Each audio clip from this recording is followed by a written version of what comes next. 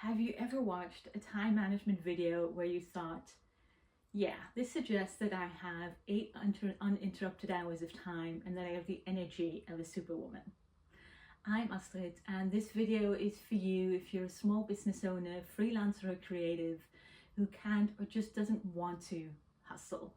Whether that's because you have a other job or care responsibilities, whether you have a chronic illness or neurodiversity, just you don't or can't hustle. So let's grab a cup of tea or a notebook and let's get started. So I used to love productivity content, books, podcasts, all the things. I worked in academia for a long time, and this was absolutely rewarded, right? Being as productive as possible. I realized later that I was essentially doing deep work before Cal Newport published Deep Work. But then came a point over 10 years ago when this stopped working for me. It stopped working for me because slowly I didn't want to go all in on productivity culture anymore, but also I couldn't anymore. And I saw that in people around me as well as the people that I work with today. So today I want to talk about kind of 2 traps of traditional productivity advice, and then give you some alternatives by walking you through my calendar. If you struggle with planning, with time management, you're not broken. You just haven't found your way yet. So the first trap of productivity culture, I think, is that it's too ambitious about our time. And this taps into our fundamental optimism as humans, right? We always think that we have more time in a day, right? That we have 36 hours rather than 24. And we think that tasks will not take nearly as long as they tend to do. And we tend to think that we ourselves are always our most optimized version of ourselves, that we are full of energy and we're ready to go, we're motivated, and all of the things. And of course, the reality is true for most of us, right? We have 24 hours in a day, and of course, much of that goes into other necessary things and just life. So if we're thinking of work, there's not that much time left for many of us. And we might have limited energy and limited capacity and limited time. So if you find yourself in this situation of being too ambitious about time, there's a couple of strategies that I often come back to. And the first one is to prioritize radically. And I'm not talking about just prioritizing like a little bit, but prioritizing radically and potentially also painfully, really cutting your list. And I say that not from an effectiveness standpoint, but I say it from the standpoint of someone who lives with chronic conditions and neurodiversity. When radical prioritizing is no longer a choice, but a given, it has to happen. Another thing that I like to turn to is unplanning, which is essentially what I call a less task-based way of planning your days, but more of a fluid way of planning your to-dos and the things that you want to do in more of a project-based way that leaves more space for life in your days and for everything that comes our way. And I'll leave a link to a post that I have about this if you're interested. And then finally, leave a bigger buffer for everything. Because we're so optimistic about time, we often only have like a tiny little bit of a buffer, right? And if you're watching this video, you probably know yourself well enough by now to know that you might need a bigger buffer. So you might think that this project or this thing that you need to do will take you an hour, and you think, oh, you know what, I'll add like a 20-minute buffer just in case, something comes up. Leave more, leave half an hour if you need to. And if you finish before that time, great, bonus. You get to play, have tea, do whatever. But really be more generous with your buffers. Now, the second trap that a lot of productivity advice falls into is that it forgets that we are humans. You are not a robot. You are not just head on a body that doesn't need to take into account the needs of the body. You are a human, which means that you have needs and desires that you can't ignore. So what I like to do is I like to think about the non-negotiables first. So a lot of productivity advice will tell you, okay, so look at your day and look at pockets when you can do work, right? So assuming that you have care responsibilities, maybe another job, you might get the advice to do Pinterest pinning while you're waiting in line at the supermarket.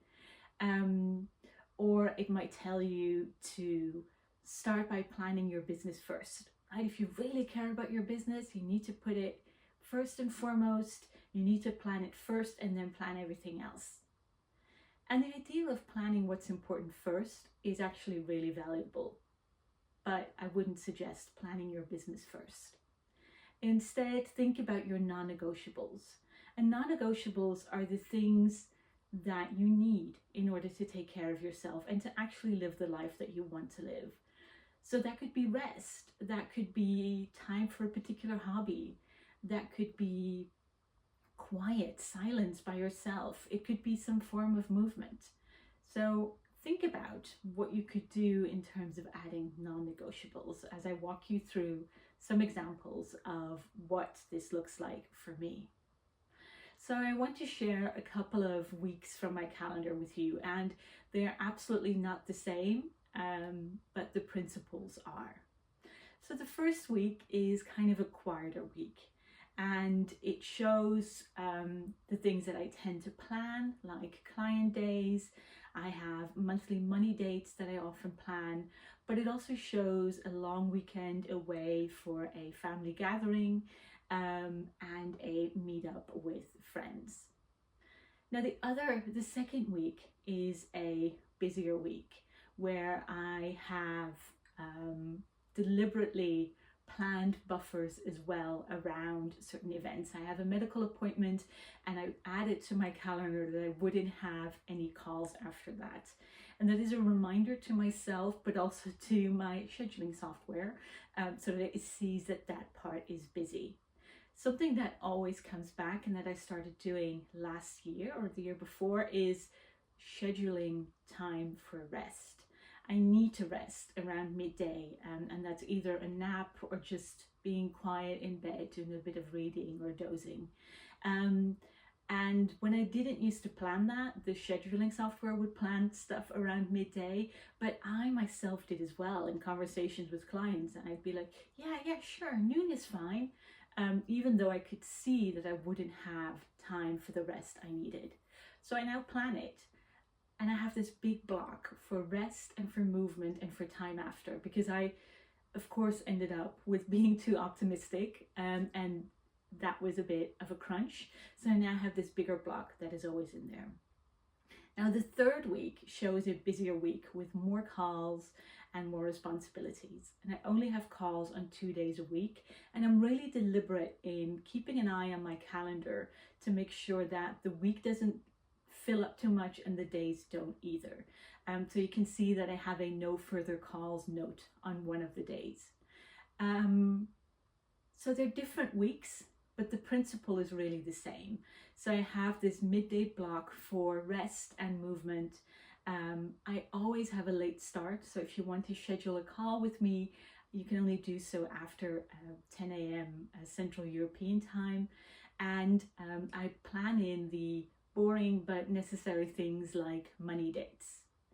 By having calls only 2 days a week, that means that I have my third business day for writing, creating content, doing stuff. And I also work 2 days a week in higher education. So those days are not business days. So what changes is the number of calls and personal stuff. So what I'd love for you to do is to block a time this week when you are not available to your clients or your customers. And perhaps that means that you block a slot after a medical appointment, or when you need to recover from an event or a busy weekend or whatever. Or maybe that means actually blocking time to work on your business, on more like bigger marketing strategy, or finally updating your website. Or maybe it's just that you plan a block that you're not available to go swimming, to do some art, to do whatever nourishes you. So this calendar overview that I showed you is essentially based on sort of my 3 stages of planning, and it's become so natural to me that I don't really need to sit down for it often. But the first thing that I do is look at my monthly parameters, and those are my monthly money dates, which is always sort of around the first Thursday/Friday of the month. I look at when I want to send out newsletters, both free and paid. And I look at stuff like, okay, so if I have a long weekend away and I return home late, I'm going to need some more time on the Monday to recover. Or I look at things like, okay, so I know that this week for cycle or whatever is going to be harder on me, so I need more buffer here. Or I have a launch coming up, and what does that mean? So I plan that in first, and very explicitly also plan the recovery and the non-negotiables. So it's not just business. And if I need to choose, as annoying as I find it, the non-negotiables like rest, they need to come first.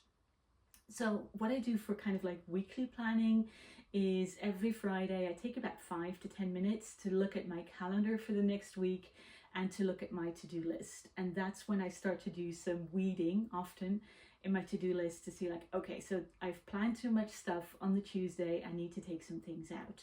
Or, oh, I really need to block the rest of that Friday because it's filling up with calls. So that's the kind of stuff that I look at. And again here, my own needs are really first and foremost, right? So I don't want to encroach on my morning reading time. I don't want to encroach on my 10 a.m. start. I know that if I have a planning call for my group program, which is at 5 p.m. my time, that I need to have more space earlier that afternoon to kind of recover before that so that I have enough energy left. And then kind of my daily non-negotiables, I've been talking about it already. So it's the midday rest, but it's also reading 30 minutes before work.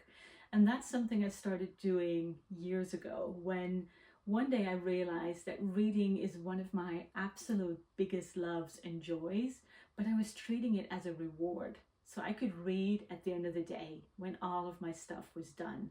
You know, when I'd been a good worker bee and had completed all my tasks.